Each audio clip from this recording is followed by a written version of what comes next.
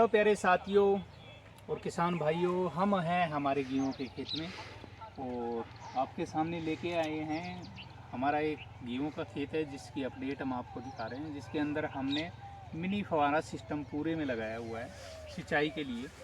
और दोस्तों ये तो सबसे ठीक था कि हमने मिनी फवारा सिस्टम लगा दिया और पानी की भी बचत हो सके, सिंचाई भी कर सके। इसके अंदर सबसे बड़ा नुकसान है हमारा नीलगाय का, जिसको हमारे यहाँ देसी भाषा में रोज़ बोलते हैं। और इनकी सबसे एक आदत होती है इनकी कि ये जब भी आपके खेत में आएंगे ना, तो एक बार जहाँ पे खा के चले गए दोबारा वहीं पे आएंगे।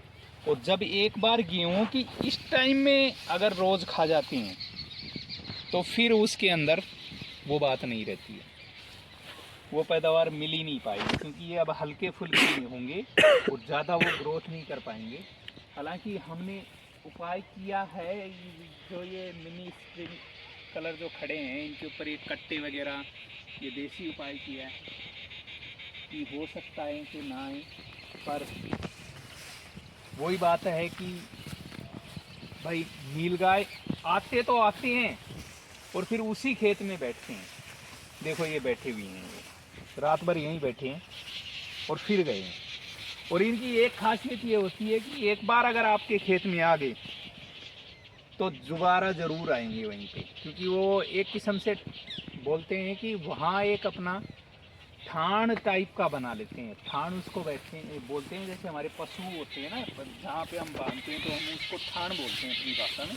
आपकी भाषा में आप लोग क्या बोलते हैं वो कमेंट करना हमें। ये देखो, हालांकि हमने इसमें 2-3 उपाय किए हैं, गोबर का छिड़काव भी किया गया है इसके अंदर। और नीलगाय अगर आपके खेत में नुकसान पहुंचाती हैं तो मैंने आपको पिछले एक वीडियो के अंदर टिप बताई थी कि आप गोबर का छिड़काव कर सकते हैं। कैरोसिन वगैरह के जैसे ये कपड़े हैं वो खेत में टाक सकते हैं कि उनको ऐसी गंध लगे ताकि वो यहाँ से भग जाए, रुक नहीं पाए। कैरोसिन हो गया, एक फिनाइल हो गया। फिनाइल की गंध भी उनको तीखी लगती है तो उसकी वजह से भी नीलगाय नहीं आती हैं। तो ये 2 चीज़ के कपड़े आप लगा सकते हैं। 8-10 दिन बाद में उन कपड़ों को फिर से आप उसमें भिगो के फिर उसके अंदर डाल सकते हैं। तो आपको वैसे भी उनका रूटीन पता चल जाता है कि कब आपके खेत में आ रहे हैं। ये 2-3 उपाय हैं। तीसरा उपाय है कि आप कांटेदार तार लगाओगे तो यहाँ तो पूरी फसल है, कांटेदार कहाँ लगाओगे भाई, फसल ही फसल है। या फिर आप झटका वाला वो लगा सकते हो जिससे कि उनके मतलब थोड़ा हल्का करंट लगेगा, तो वो भी नहीं कर सकते क्योंकि वो किसी और की भी हो सकता है, आपके अपने पशु के या वैसे की भी हो सकता है। तो इसके लिए सबसे बेटर तो यही है कि एक तो सामूहिक रूप से अपना रखवाली करना, जैसे कि वो करते हैं।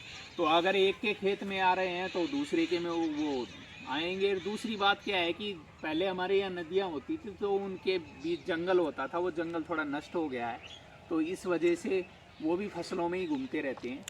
तो सरसों में तो कई ऐसा कर लेते हैं कि वहीं पे अपना वो पूरा वो अंदर ही अंदर वो बना लेते हैं, घर वगैरह वहीं रहते हैं, फिर चरने के लिए निकलते हैं। सरसों वो इतनी खा नहीं पाते हैं, उनका मेन चारा होता है जो गेहूँ, और गेहूँ भी जब तक बाल नहीं आएंगी तब तक, और चना और मेथी वगैरह आ रही है तो उनका सबसे बेस्ट चारा होता है।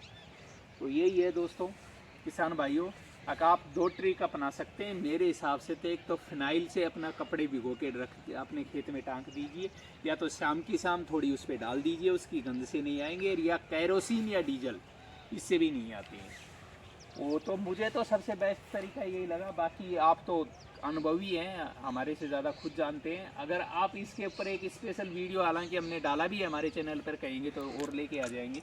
बाकी इस नुकसान को जो एक बार हो चुका वो तो हो चुका, उससे बच नहीं सकते, क्योंकि ये पूरे खेत को देखो यहाँ से वहाँ तक, पहले ही यहाँ कमज़ोर थे, ये इसको पूरे को बिठा गए हैं, यहाँ से लेके और वहाँ तक ये जहाँ जहाँ है अपना बिठा के चले गए हैं। तो आपको हमारी ये जानकारी कैसी लगी, वीडियो को लाइक करें, कमेंट कर रखा है तो आपका बहुत बहुत शुक्रिया। और अपने दोस्तों के साथ में शेयर करें और अपने साथियों के साथ में शेयर करें ताकि ये नॉलेज सब तक पहुँच सके। जय जवान जय किसान, प्यारा प्यारा हिंदुस्तान दोस्तों, जय हिंद। कितनी देर को है वो?